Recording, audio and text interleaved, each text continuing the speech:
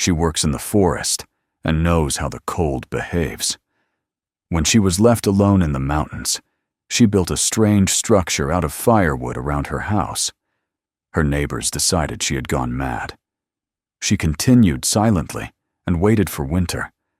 But when the frosts came, it became clear that her work had taught her something that no one else around her knew.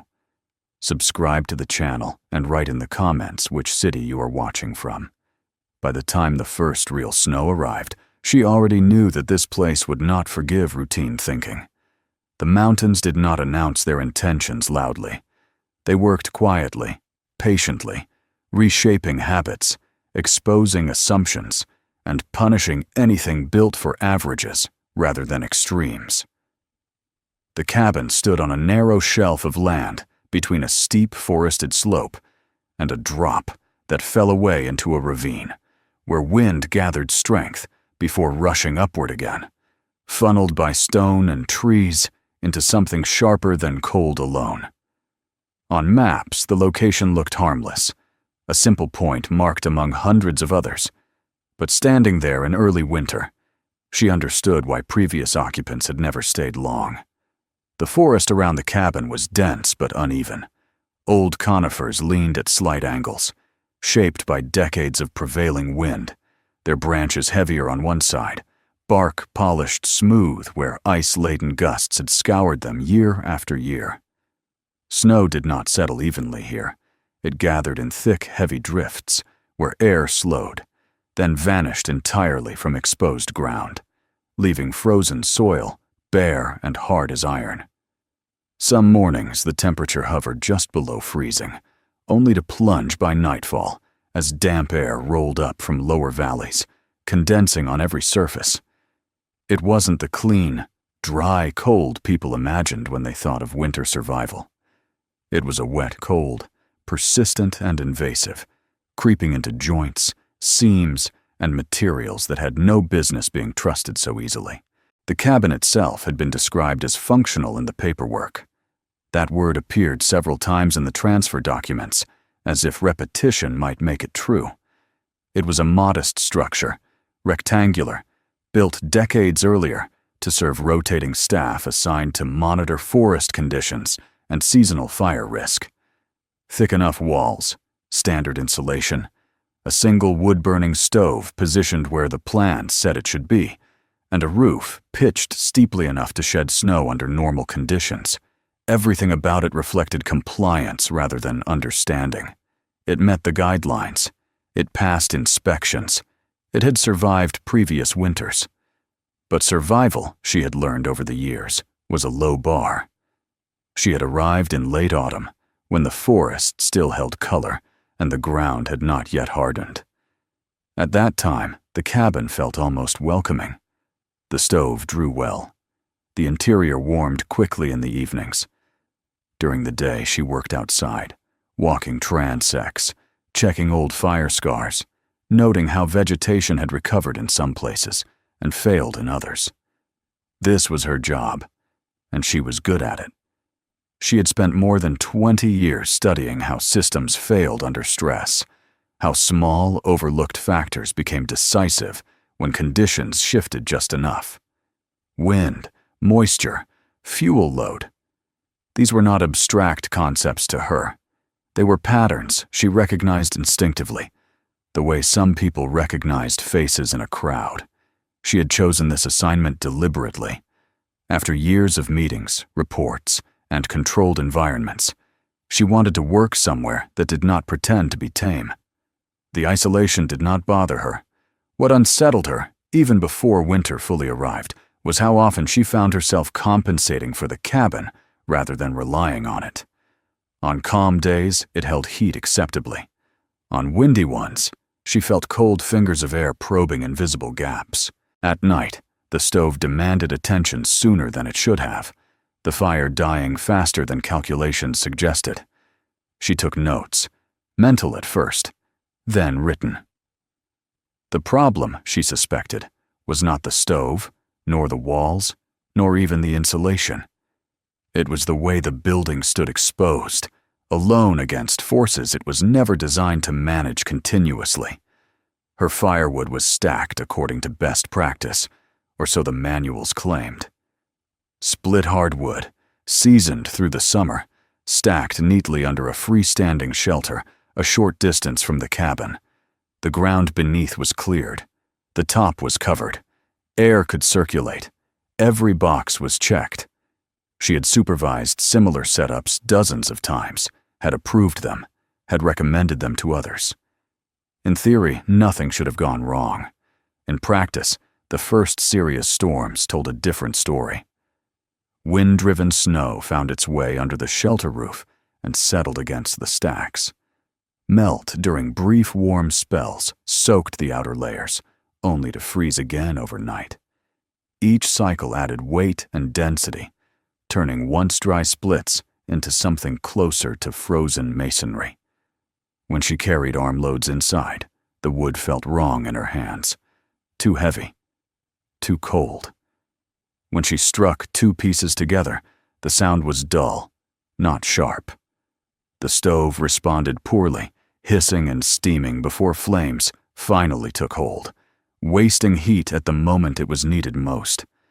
She told herself it was temporary, that conditions would stabilize. Instead, they worsened. The wind rose more often now, not in dramatic gusts, but in steady pressure that never seemed to rest. It pressed against the cabin walls, searched for weaknesses, and found them. On those days, no amount of careful tending could keep the interior comfortable for long. Heat escaped faster than it should have. The fire demanded more fuel, more frequently, and that fuel was becoming harder to use. What troubled her most was the familiarity of the situation. She had seen this pattern before, not here, but elsewhere.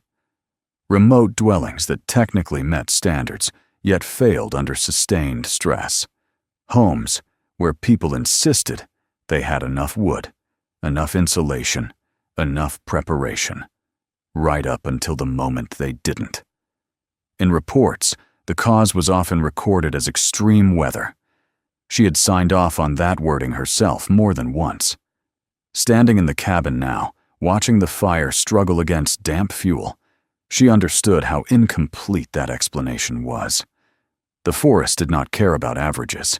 It dealt only in what actually happened. Wind followed terrain, not guidelines. Moisture moved where pressure and temperature allowed. The cabin stood naked in the flow, its walls taking the full force of moving air, its fuel stored separately, exposed to the same conditions that were undermining the structure itself. She began to see the flaw not as a single mistake, but as a way of thinking that divided problems that were, in reality, inseparable. She spent long evenings listening to the wind change pitch as it moved through the trees, noting how it accelerated in certain directions and softened in others. She watched how snow accumulated against natural barriers, how fallen logs created calm pockets where drifts stayed light and dry beneath the surface crust. She paid attention to where ice formed first and where it lingered longest. These were the same observations she had taught younger colleagues to make in training courses, but now they were no longer theoretical. They were personal. The cabin creaked occasionally, a low sound, not alarming yet, but insistent. She tightened what she could, sealed obvious gaps, adjusted the stove damper. Each fix helped a little, but none addressed the underlying issue. The structure was reacting to the environment instead of shaping it, and her fuel, the very thing meant to provide security through winter, was suffering the same exposure. By the time the first truly cold night arrived, when the temperature dropped sharply and stayed there, she understood that continuing as she was would mean fighting the same battle every day until spring, assuming nothing failed outright before then. She lay awake, listening to the wind rake the outer walls, feeling the fire's heat fade sooner than it should have, and recognized a professional truth that was also deeply personal. This place demanded a different solution, one that acknowledged the realities of wind, moisture, and sustained cold, instead of pretending they could be managed with minimal effort. The manuals on her shelf offered no answers. They described houses in general, climates in broad categories, and solutions optimized for cost and convenience. None of them accounted for this narrow shelf of land, this constant movement of air, this relentless exchange of moisture. As dawn came, pale and colorless through the trees, she rose and stepped outside, boots crunching on frozen ground. She looked at the cabin, at the wood shelter beyond it, at the space between them where wind cut freely, and for the first time allowed herself to consider that the problem was not that she had done something wrong, but that she had done exactly what everyone else did, in places where doing the same thing was not enough. The realization did not arrive with excitement or fear. It came with clarity. This winter would not be survived by repeating instructions. It would require understanding the place on its own terms and reshaping her approach accordingly. The idea did not arrive suddenly, and it did not announce itself as a solution. It began as unease, the same quiet discomfort she had felt many times before when reviewing incident reports that never quite explained what they claimed to explain. Standing outside the cabin after that cold night, she recognized the familiar gap between procedure and reality. She had followed the rules. She had built and stored and prepared exactly as recommended. And yet the system as a whole was failing, not catastrophically, but persistently, in the way that wears people down long before it breaks them. Her work had taught her to distrust single causes. Over the years, she had investigated burned-out cabins where owners insisted the stove was defective, only to discover drafts that pulled flames sideways and overheated flues. She had read reports from mountain regions where people froze despite full wood sheds because their fuel had absorbed moisture slowly and invisibly until it became useless. Again and again, she had seen the same pattern. People blamed the cold, the storm, the bad luck of a harsh season. Rarely did they examine the quiet decisions made months earlier that had left them exposed when conditions turned against them. As she walked the perimeter of her own cabin that morning, boots tracing the same path she had used during inspections elsewhere, those memories rose unbidden. She remembered a ranger station farther north where the staff had stacked their firewood neatly behind the building, trusting a tarp and distance to keep it safe. When an early winter rain froze overnight, the wood became a solid mass, impossible to separate without power tools. She remembered a remote research outpost where the interior temperature dropped steadily every night, despite constant feeding of the stove, because wind stripped heat faster than fuel could replace it. In each case, the official conclusion cited extreme weather. In each case, she had known that the weather had only revealed weaknesses already present. Wind, she thought again. Wind was never treated seriously enough. People spoke of it as discomfort, as something that made cold feel colder, but rarely as the primary force it was. Wind carried moisture. Wind forced air into places it did not belong. Wind robbed structures of warmth, even when insulation was technically sufficient. She had lectured on this. She had drawn diagrams on whiteboards showing pressure differentials and heat loss. Yet even she had accepted a simple wood shelter and a separate cabin as good enough here, because that was how it was always done. The problem was not ignorance. It was habit. Generations of building practice had trained people to divide functions neatly. House here, wood there. Shelter for living, shelter for fuel, each considered independently. It worked often enough to feel reliable, especially in places where winter arrived clean and dry. But this mountain forest did not offer that kind of winter. It offered movement, saturation, and repetition. Wet snow followed by freezing. Calm followed by wind. Margins eroded slowly. Then suddenly, she stopped near the wood shelter and ran a gloved hand along the outer layer of stacked splits. Beneath the thin crust of ice, She could feel the softness where moisture had penetrated. This was not a failure of seasoning. The wood had been properly cut and dried. It was a failure of exposure. The fuel was being asked to defend itself against the same forces that were attacking the cabin, without any meaningful protection beyond distance, and a roof that did nothing to stop wind. That thought lingered as she returned inside and sat by the stove, notebook open on her knee. She began writing not solutions, but observations. Wind direction during storms, areas of snow buildup, how long it took for the interior temperature to drop once the fire weakened. She wrote about the sound of the wind as well, how it changed pitch depending on where it struck the structure. This was not sentiment. Sound carried information. She had learned that long ago in burned forests, where wind noise could signal dangerous shifts before flames ever appeared. Her notes began to circle a central idea she had resisted at first. The cabin was standing alone when it did not need to be. In nature, isolation was rare. Animals nested within layers. Trees grew in groups not only because seeds fell close together, but because shared shelter increased survival. Even rocks piled against one another altered wind patterns, creating pockets of relative calm. Nothing endured here without some form of buffering. She remembered a winter survey years earlier, conducted with an indigenous guide, whose quiet competence had impressed her more than any formal training session. They had taken shelter during a storm, not in a single enclosed space, but within a layered structure built against a rock face. An outer barrier broke the wind.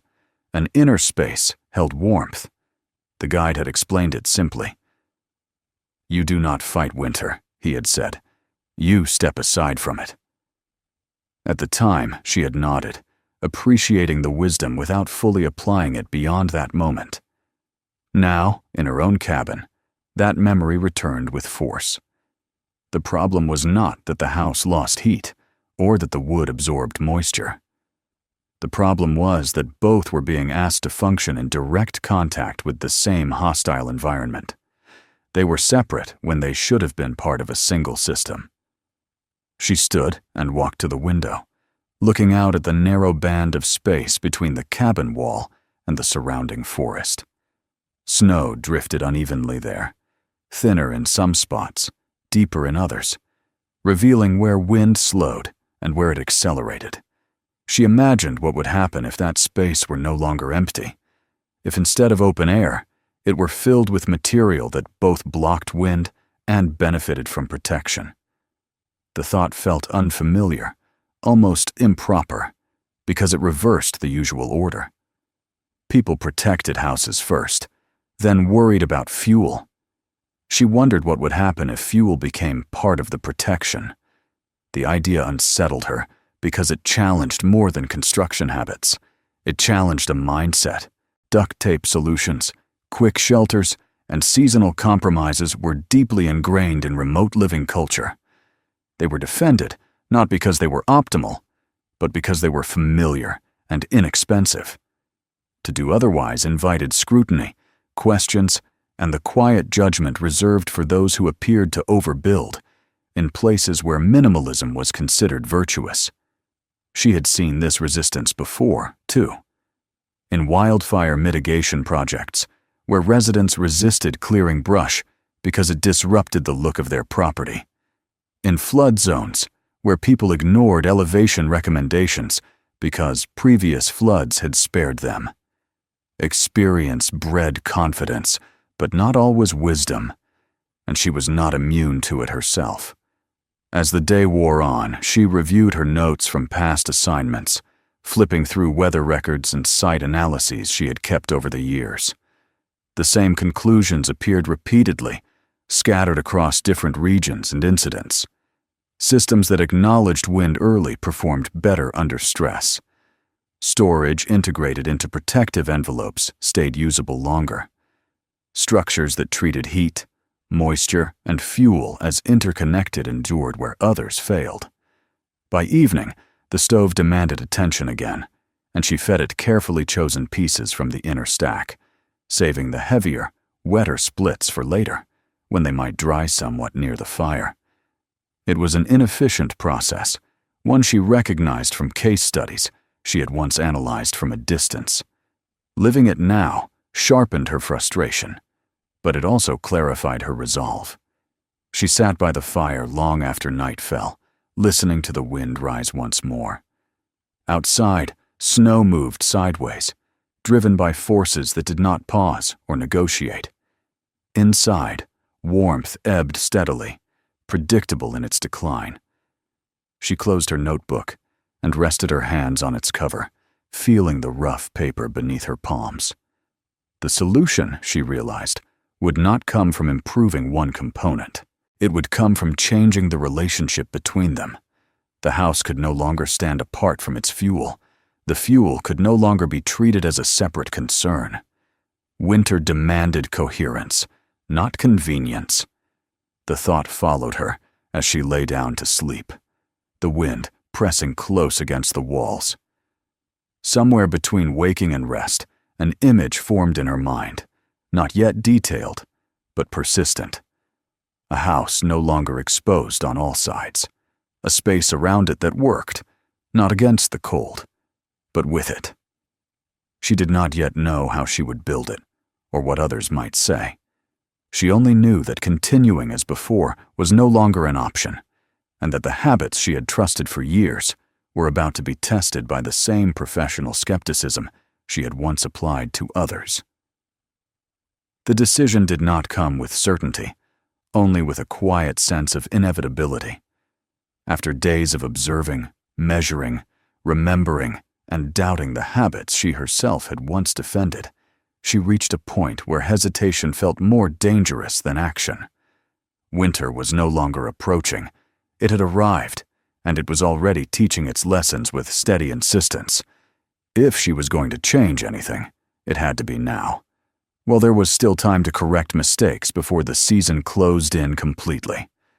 She began, as she always did, with measurements, not guesses, not rough impressions, but numbers.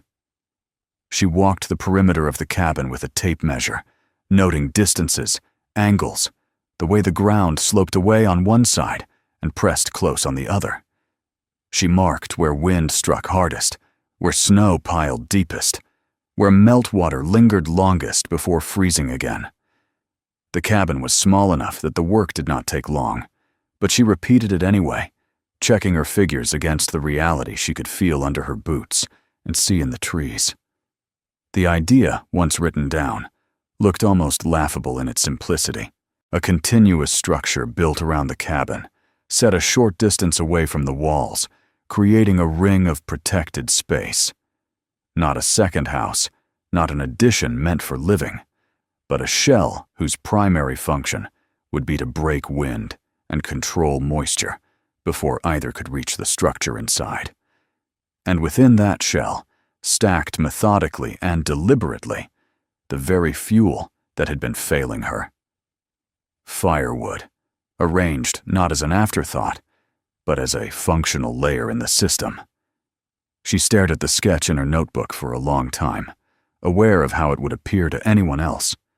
Firewood stored around a house, walls wrapped in fuel. It went against every instinct drilled into people through safety briefings and conventional wisdom. Wood belonged at a distance, people said. Combustible materials should never be close to living spaces.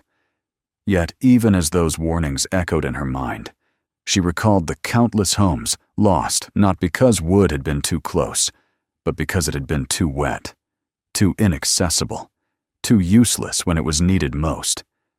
The difference, she knew, lay in control. Fire was dangerous when unmanaged. Moisture was destructive when ignored. Wind was lethal when allowed to move freely. Her plan did not deny these truths. It acknowledged them directly. The space she envisioned would not trap heat recklessly or press fuel against the cabin walls. It would breathe. Air would move slowly, deliberately, upward and out, carrying moisture away without allowing wind to drive snow inward.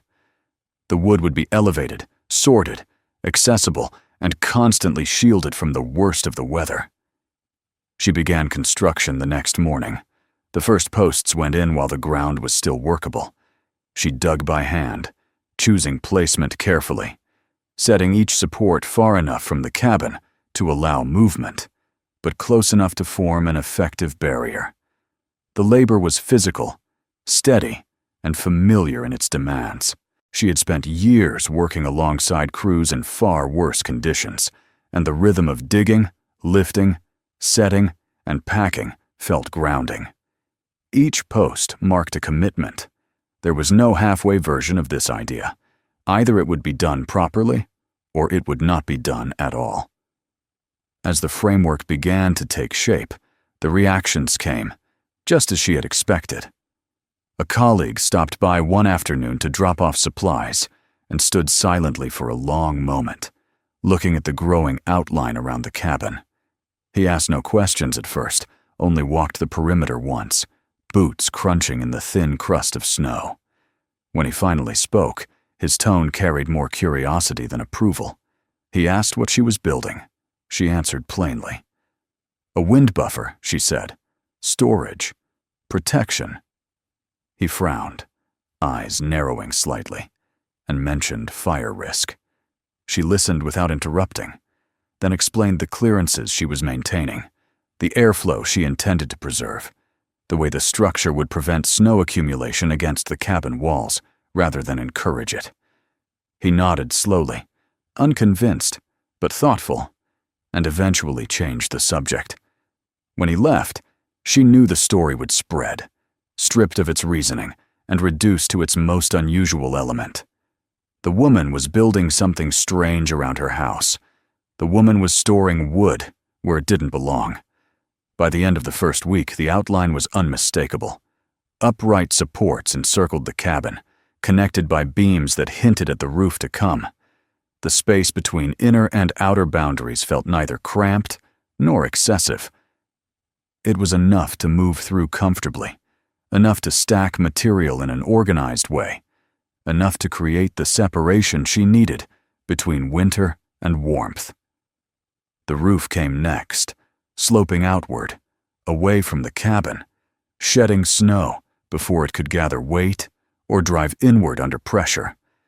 She worked carefully, calculating pitch not for appearance, but for performance. Too steep, and it would demand more material than she could spare. Too shallow, and it would invite accumulation. The angle she chose was conservative, proven, unremarkable to anyone else, but to her it represented balance. This was not a statement piece. It was a tool. As boards went up and the structure began to enclose itself, she paid close attention to how the wind behaved. Already, she could feel the difference. Gusts that once struck the cabin directly now met resistance, diverted upward or slowed before reaching the inner wall. Snow began to behave differently as well, collecting along the outer edge instead of pressing against the cabin itself. The change was subtle, but undeniable. The interior organization came last, and it was here that her professional habits asserted themselves most clearly. She did not simply stack wood, she sorted it. Hardwoods closer to the cabin entrance, lighter material farther out. Each stack rested on supports that lifted it from the ground, allowing air to circulate beneath. Gaps between rows were intentional, not careless. Moisture needed a path to escape. She left it one. Ventilation openings near the roofline allowed damp air to rise and exit, invisible from a distance, but essential to the system's success. She tested them repeatedly, opening and closing, adjusting until she was satisfied that snow could not be driven in, but air could always find its way out. The structure, though unfinished, already felt alive in a way the cabin alone never had. It responded to conditions rather than resisting them blindly. There were moments, late in the day, when exhaustion set in. That doubt crept close. She would step back and look at the cabin now partially hidden within its growing shell, and wonder if she had gone too far, if she had allowed theory to override caution, if she was building a monument to overthinking. But then she would remember the wet wood, the failing fires, the reports she had read too many times, and the doubt would recede. By the time the first full ring of firewood was stacked, the structure had taken on a new identity. The cabin no longer appeared isolated. It felt nested, protected not by distance, but by intention. She moved through the space easily, retrieving tools, adjusting stacks, testing airflow with her bare hand. The wind still howled beyond the outer wall, but inside the ring it softened, losing its edge, becoming background rather than threat. Others noticed the change before winter fully tightened its grip. Another colleague stopped by, then a local contractor who worked seasonal jobs in the area. Their reactions followed a pattern she recognized well. First disbelief, then questions, then, quietly, calculation. They paced the space, looked at the roof angle, the clearances, the way the wood was stored. No one laughed outright, but the skepticism lingered in the air. She did not argue. She did not defend herself beyond simple explanations. The structure would either work or it would not. Winter would decide, and Winter did not care about opinions. As the last boards went into place and the first real cold settled in for good, she stood inside the enclosed space and listened. The wind struck the outer wall and broke. Its force dissipated before it could reach the cabin. Snow hissed against the roof and slid away. The air within the ring felt still, not warm exactly, but calmer, drier, more predictable. For the first time since arriving, she felt that the cabin was no longer standing alone against the season. It was part of a system now, one that acknowledged the reality she had spent her career studying. Whether others understood it, yet did not matter. What mattered was that the solution, however strange it appeared, had been built with intention, grounded in experience rather than habit. Winter had been invited closer, but on new terms. The real test did not announce itself with drama. There was no sudden whiteout, no headline-worthy storm that arrived all at once. Winter settled in the way it always did in the mountains, patiently and without apology, tightening its grip day by day until resistance became exhausting. The temperature dropped in small, deliberate steps, each colder night erasing the memory of the last mild afternoon. Snow came not in spectacular bursts, but in persistent layers, light at first, then heavier, packing itself into every hollow the landscape offered. She noticed the difference immediately. Before, every shift in weather had demanded her attention. A change in wind direction meant drafts along the cabin walls. A wet snowfall meant damp wood by morning. Freeze and thaw cycles turned stacked logs into stubborn, icy blocks that refused to burn cleanly. Now, the routine changed. She woke each morning to the same quiet stability inside the cabin. The stove caught quickly. The fire burned evenly. Smoke rose cleanly from the chimney instead of clinging low and bitter to the air. The firewood told the story before anything else did. Each piece she pulled from the sheltered stacks felt lighter than it should have, dry to the touch even after nights when the outer walls were plastered with snow. The sound it made when it struck the hearth was sharp and clear, not the dull thud of moisture-hidden weight. The flames responded instantly, bright and steady, heat rolling outward instead of struggling upward, in weak, smoky spirals. She kept notes without making a show of it. Old habits died hard. Temperatures inside the cabin, outside the structure, within the enclosed ring. Wind speeds measured against the outer wall and again near the cabin door. The differences were consistent, not dramatic in a way that begged for attention, but undeniable. The outer shell absorbed punishment. The inner space remained predictable. The first serious storm arrived late one evening, driven in from the higher elevations, with a force that reminded her why the mountains were never forgiving of mistakes. Wind screamed through the treetops, bending branches until snow shook loose in sudden, blinding sheets. The sound against the outer structure was constant, a low roar punctuated by sharp impacts as ice-laced gusts drove snow sideways into wood. Inside the cabin, she listened without tension. She fed the stove at intervals that felt almost leisurely compared to previous winters. The fire did not demand constant attention. The heat held, soaking into the stone and timber, radiating back long after the flames settled into glowing coals. When she stepped into the enclosed space to retrieve more wood, the contrast was striking. Outside the shell, the storm was violent, directionless, punishing. Inside, the air moved slowly, deliberately, carrying dampness upward and out, rather than forcing it inward. By morning, the outer walls were buried halfway up in snow. Drifts pressed hard against the structure, packed dense by wind.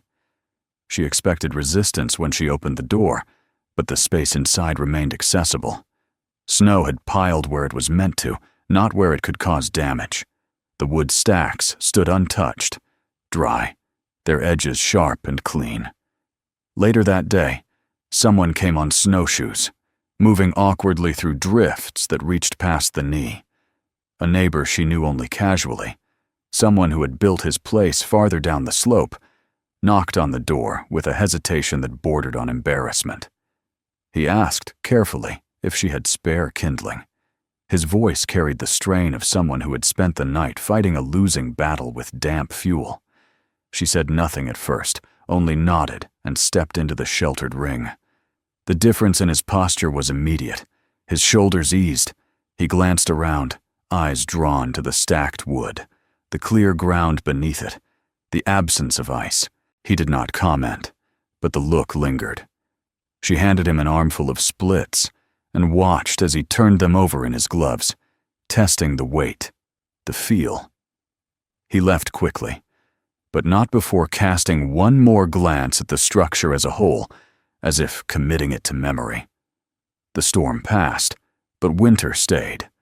Weeks followed in which the pattern repeated itself.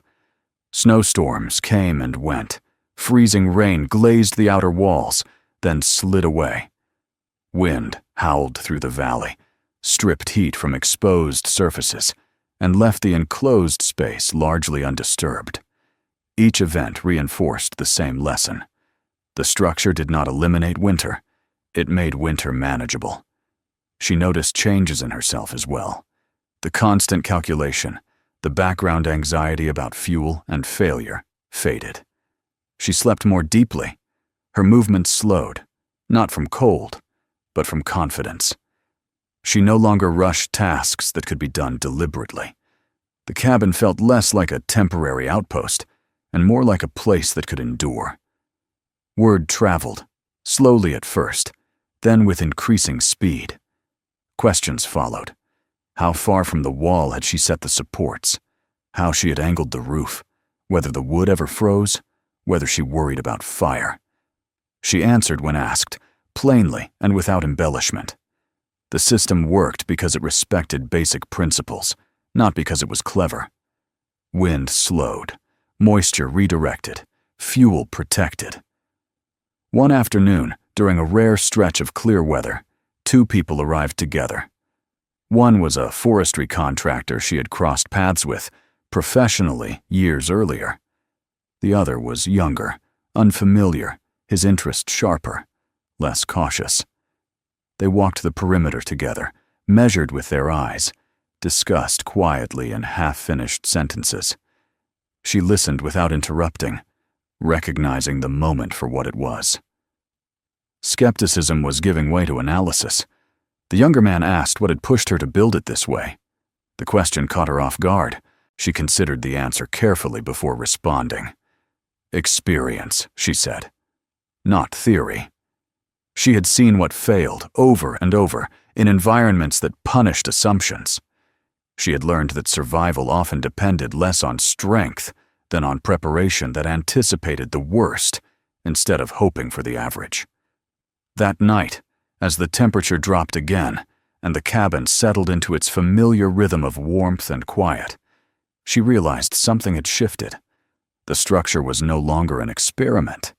It had become a fact. It had endured enough to earn trust, not only hers, but others.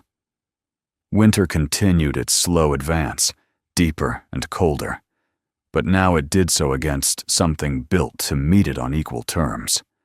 The enclosed space around the cabin held steady, its function proven not by explanation, but by repetition. Each storm reinforced the same outcome: dry wood, reliable heat, predictable shelter. She knew then that the next test would not be weather alone. It would be attention. And attention, she understood well, could be just as demanding. Attention arrived quietly at first, disguised as coincidence. Someone happened to be passing by more often. A truck slowed on the access road instead of continuing downhill. Footprints appeared near the outer wall after fresh snowfall, not careless wanderings, but deliberate paths that circled the structure before retreating. She noticed these things the way she noticed changes in wind patterns or snow density, without judgment, simply as data. The system was no longer invisible. It was being observed. The first formal request came from someone she did not expect. A regional safety coordinator, officially off duty, arrived with a thermos and a notebook, claiming curiosity rather than authority. He walked slowly, hands clasped behind his back, tracing the perimeter with his eyes. He asked about clearances, about how heat behaved inside the ring, about airflow during freezing rain. He did not argue or offer opinions. He listened, wrote, nodded, and returned to his vehicle with the same quiet he had brought with him. After that, the questions multiplied. Some came from people who framed them as favors. Others arrived cloaked in professional language, careful and precise, as if acknowledging the structure's success too openly might reflect poorly on past recommendations. She answered them all the same way, calmly, without defensiveness. She explained what she had built, why she had built it, and what it did and did not do. She was careful not to claim perfection. The structure did not create heat. It did not defy winter. It simply reduced loss and protected resources in a way conventional thinking had neglected.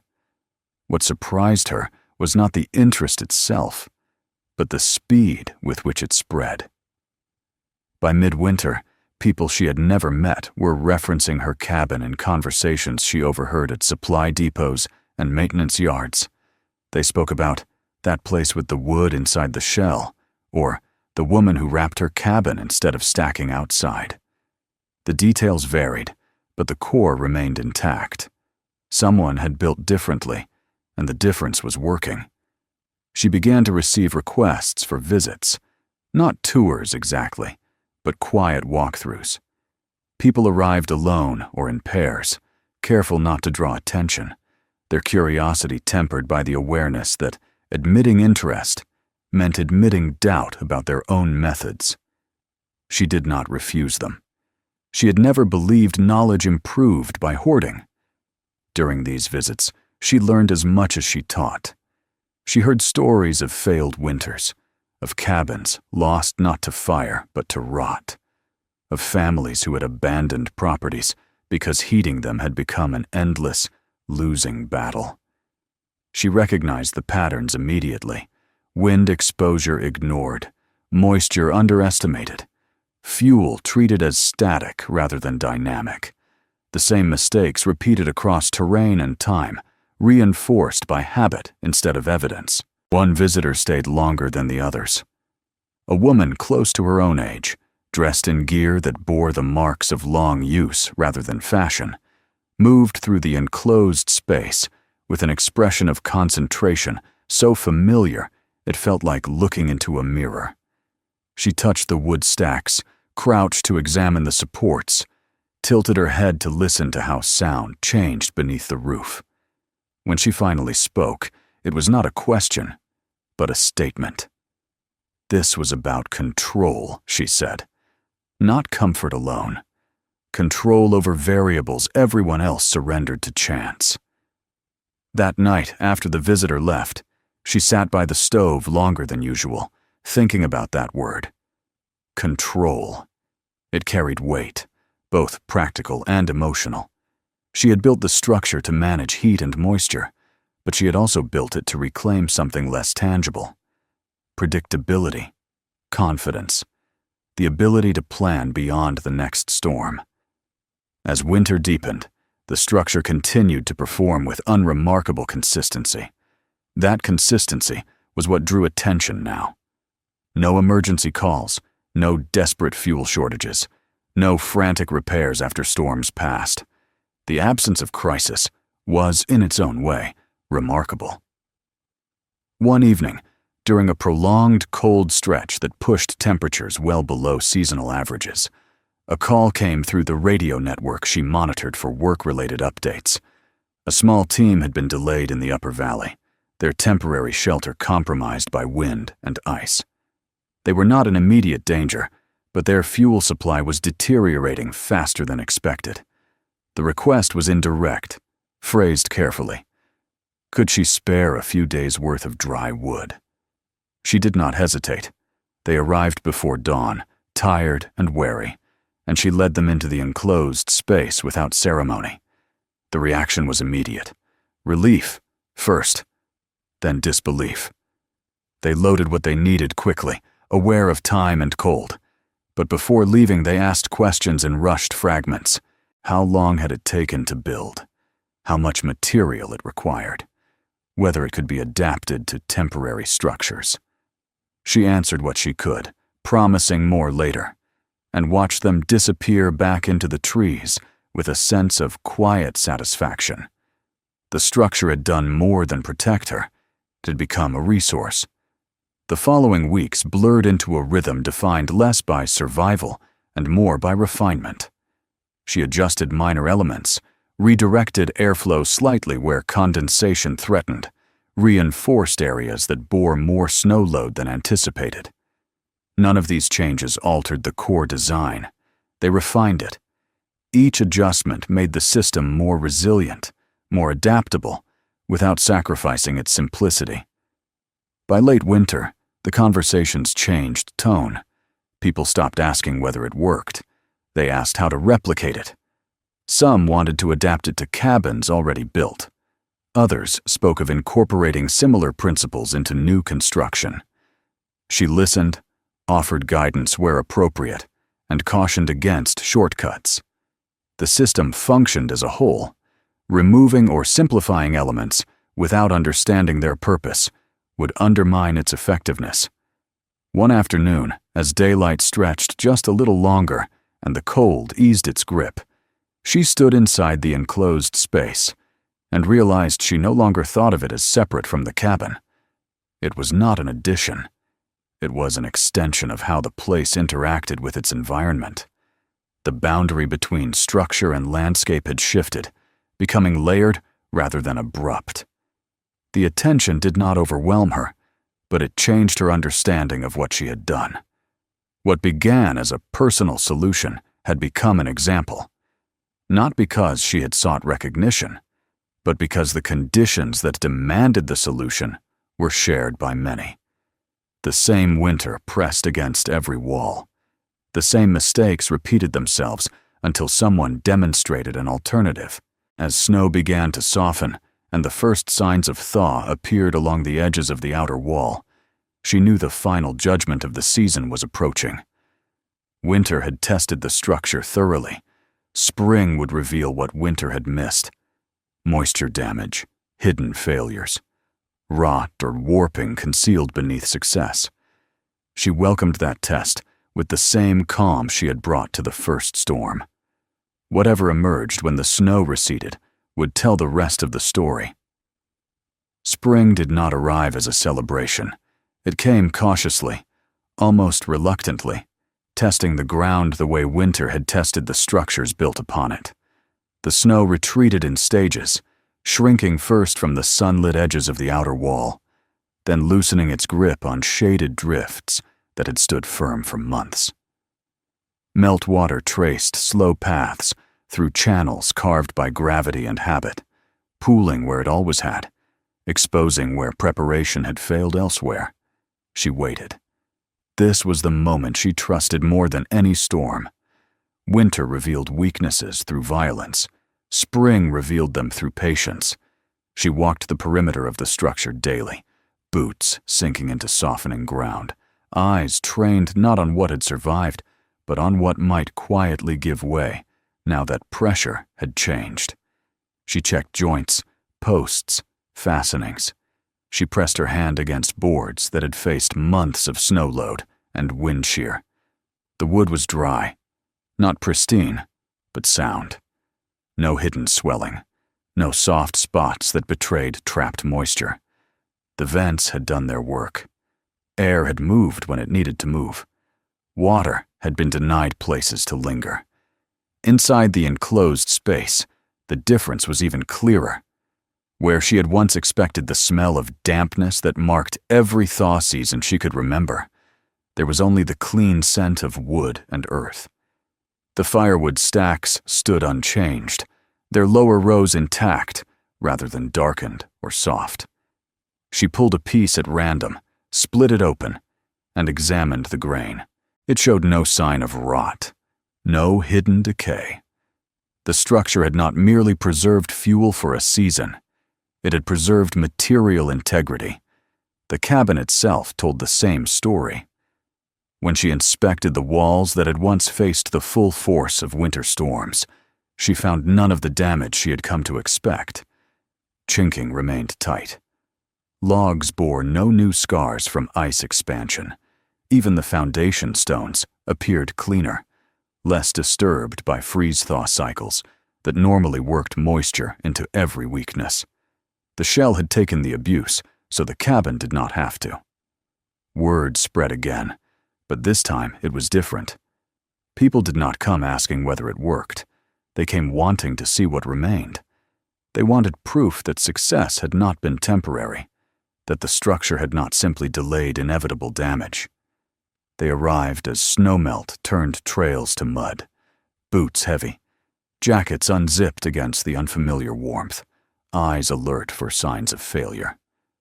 They did not find them. She walked them through the space slowly, explaining less now than before. The structure spoke for itself. They could see the difference in the wood, in the ground beneath it, in the condition of the cabin walls. They noticed the absence of rot before she pointed it out. They noticed the airflow before she described it. Understanding no longer required persuasion. One visitor, a senior engineer from a regional planning group, lingered longer than the others. He said little, but when he finally spoke, his words carried weight. He remarked that what she had built was not innovative in the way people like to celebrate, but fundamental. He had seen versions of it before, scattered across different cultures, climates, and centuries, always rediscovered when conditions forced people to reconsider assumptions. He called it a buffered envelope, a term she recognized from her professional life, but had rarely seen applied with such clarity outside textbooks. She smiled at that. Textbooks had never kept anyone warm. As spring progressed, requests shifted again. Now people asked for drawings, for measurements, for guidance on adapting the concept to their own land. Some wanted to scale it down.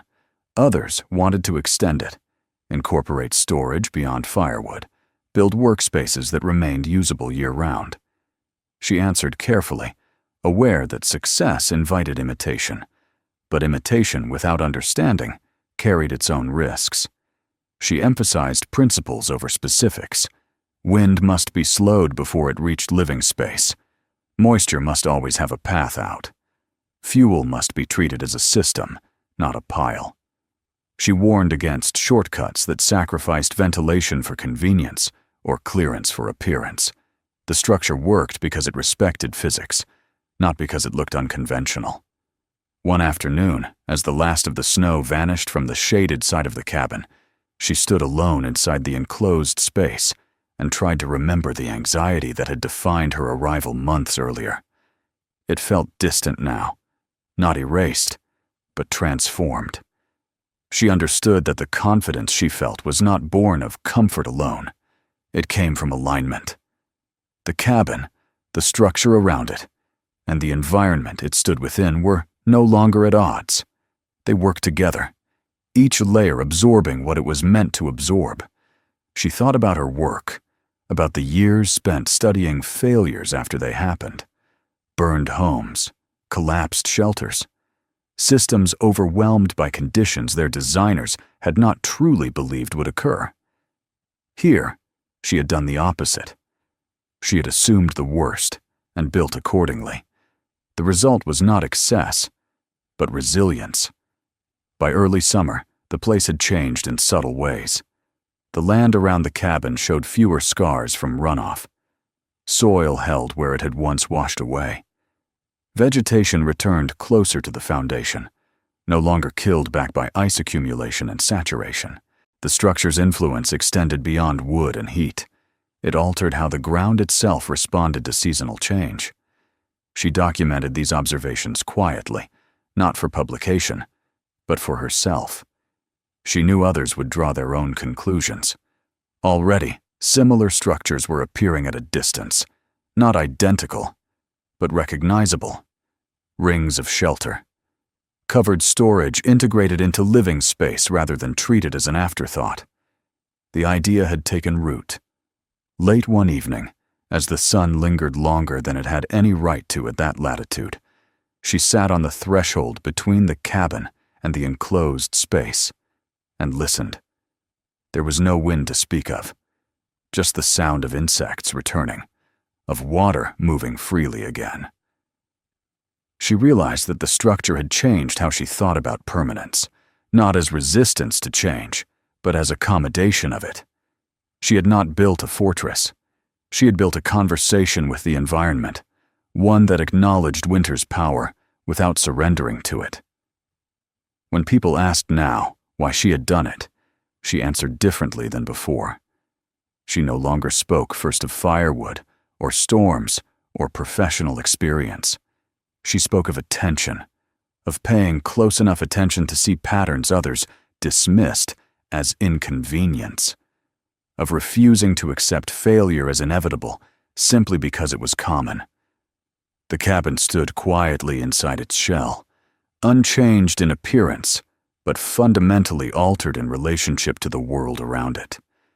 It would weather future winters with the same indifference it had shown the last, not because it was stronger than winter, but because it no longer challenged winter blindly. As she closed the door that night and prepared the stove for a season it would not need to work as hard to endure, she understood that what remained after the snow was not just a structure. It was proof that thoughtful preparation, grounded in observation rather than habit, could transform survival into something calmer, steadier, and enduring. Winter would return. She welcomed it. If this story made you see winter survival differently, subscribe to the channel. Watch the next video and explore other stories about real decisions that change outcomes. Share this video with someone who values practical thinking.